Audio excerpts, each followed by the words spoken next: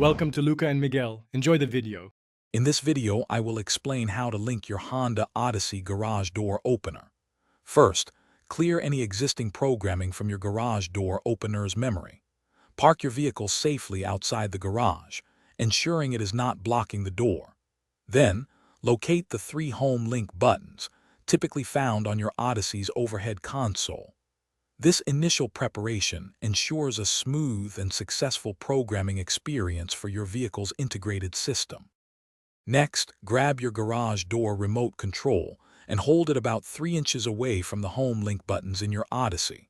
Now, simultaneously press and hold down both the home link button you wish to program and the button on your garage door remote.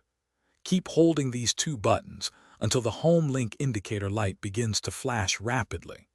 This rapid flashing confirms that the frequency has been successfully learned by your vehicle. Now, you'll need to go to your garage door opener motor unit, which is usually mounted on the ceiling.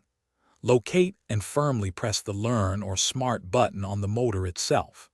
Once pressed, you will have approximately 30 seconds to return to your Honda Odyssey. This brief window is crucial for establishing a direct, secure connection between your vehicle's home link system and the garage door opener.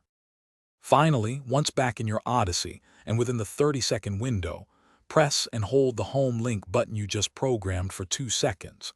Release it, then press and hold it again for 2 seconds, repeating this action a total of 3 times.